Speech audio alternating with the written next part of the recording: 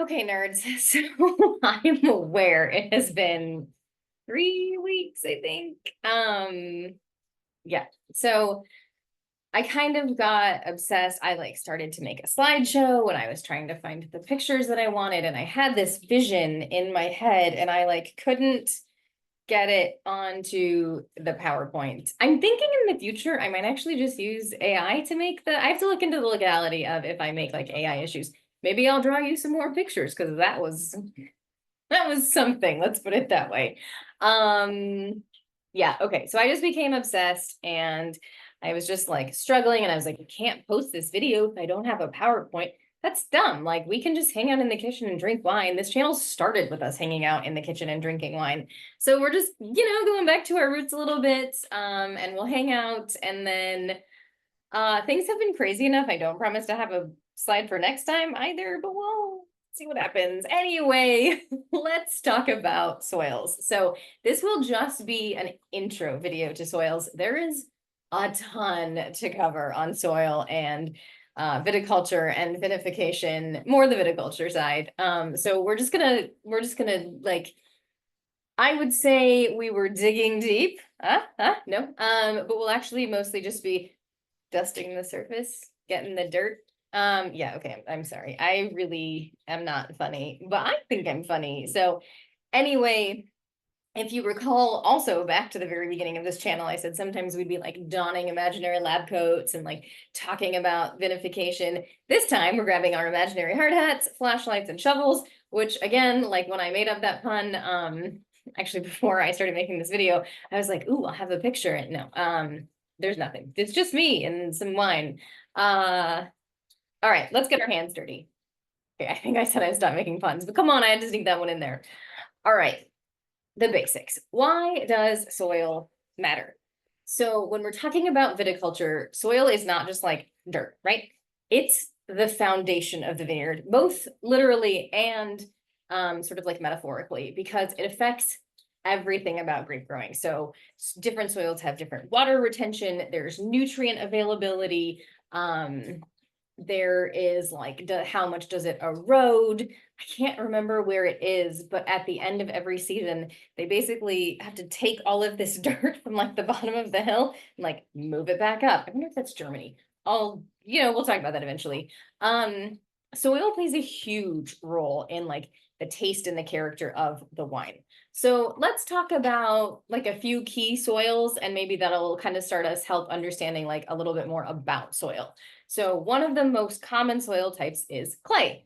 I just realized our backyard is clay. It's heavy. Like it is a very heavy soil.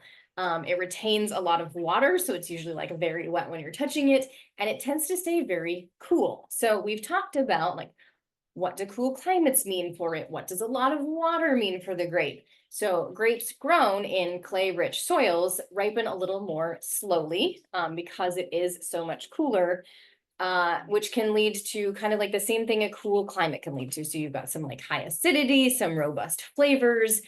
Think about right bank Bordeaux, very famously clay heavy soils.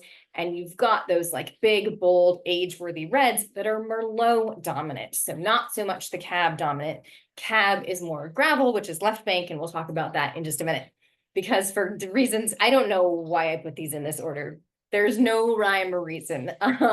Limestone is another great and common soil. So from what I gather from, the winemaking world, limestone is a popular, not choice, you're not really choosing, it's a popular desire for winemakers because it drains super well. And we've kind of talked a little bit about if your grapes are struggling to get the water, they actually are better. You want them to struggle a little bit because the harder they work, the more flavor they put into those berries. However, it also retains a lot of water. So if the grapes do need some extra boost because of like the season or whatever, they can get a little water out of the limestone deep, deep in those roots.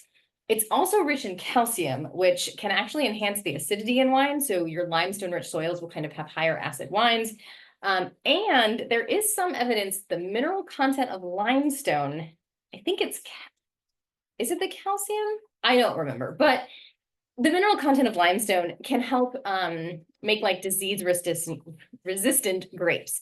So cool stuff. And this is the soil that you'll find in like Burgundy, which gives us those like super minerally Chardonnays.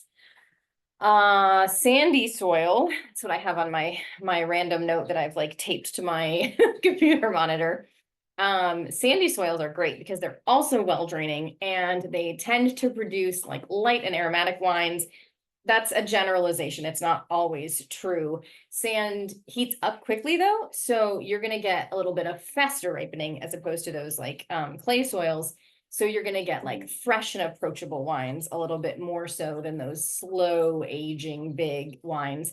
And as a bonus, and this is my favorite fact about sandy wines, I think we've talked about phylloxera, which is this like scourge on the wine world. It's this, it's not a nematode. It's a burrowing insect that kills vines because it like sucks the sap out. Anyway, they can't live in sandy soil because they are burrowing. So as they make their little burrowing holes, the sand collapses in on them and they die. So great if you want phylloxera resistant vineyards. Okay, then my sticky notes with gravel. I had to at least like write down what I wanted to talk about so that I didn't forget any. Also great for drainage, much like the limestone. So again, we're stressing those grapes, we're concentrating the flavors. And I think Médoc is probably the most famous gravelly soils where those Cab Sauv dominant wines are like stressed out and they make super good structure, really nice, complex wines.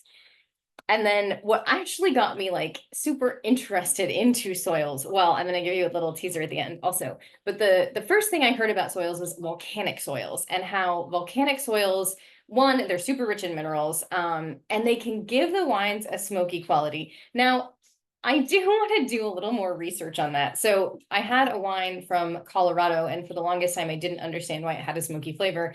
And it's just because Colorado's on fire a lot. So you get smoke flavors in the grapes because it's in the air. So I don't know if the smoky flavor is really coming from the soils or if it's just because of like, there's like lava under, I don't know how do rocks work? That's like an inside, it's not an inside joke, but there's an Instagram where this guy's like, how does air work? And now it's funny to me. Anyway, so Mount Etna is probably the most famous of the volcanic soils. And we can definitely get a little more into volcanic soils in another episode, because those are the 5 soils I'm going to cover with you today. And then we will move on to how exactly does soil translate into what we're tasting. So again, that composition affects your water retention, how like deep your roots are penetrating, like how far they can penetrate, and then also the deeper they penetrate, of course, the more they're resistant to getting like blown over in the wind. So if you've got shallow roots and you get like a gale wind, many knots of wind, they could just rip the vine out of the soil. And we obviously don't want that. Nutrient uptake is a variable in all of the soil. So all of these stress levels that we want in wine, it's all of that together is kind of like has to do with the soil. So stress is encouraging the vine, we're focusing energy, we're getting a lot of flavors. And then of course it also has effects like disease resistance and blah, blah, blah, blah, blah. And then I meant to look this up beforehand, so bear with me because I like the legitimate definition. That'll work. I've heard other better definitions, but we're just going to roll with this one. So terroir, which we kind of talked about in the first vocab video. I say first like I've made one since, and I have not. So terroir encompassing all of the natural environment, the complete natural environment in which a particular wine is produced, including factors such as the soil, topography, and climate. And then some people say the terroir also includes like the attitude of the winemakers, the culture of the people in the land. So soil is clearly a big part of that, being part of, you know, the geography, blah, blah, blah. So where am I going with this? If you plant the same grape in different soils, even if they are in the same climate, like if you somehow had a vineyard that had like one soil in one part and another soil in another part, and you planted the same grape, those wines would turn out totally differently because soil is such a big factor. a little less dramatic of an example, of course, we've got like the Chardonnays from Chablis, which are limestone rich soils. I think they're actually Cameridian, which I will talk about, not really, sort of, kind of, at the end, or a Chardonnay from Napa, where it's not only much warmer, but the soils are different. Oh, actually, I think Napa might be volcanic soils. I'll find out.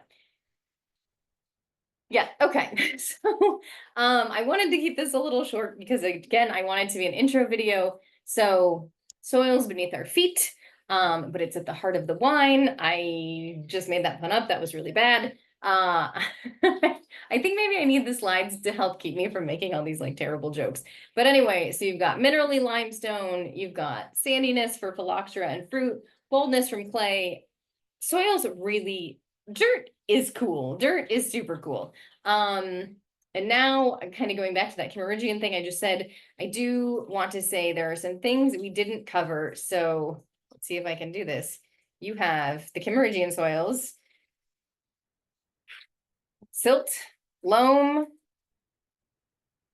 calcareous, I think, granite, gneiss, which is Gneiss, schist, alluvial, Licorella, the Terra Rosa from Coonawarra, that's a super cool one. There are a lot of soils.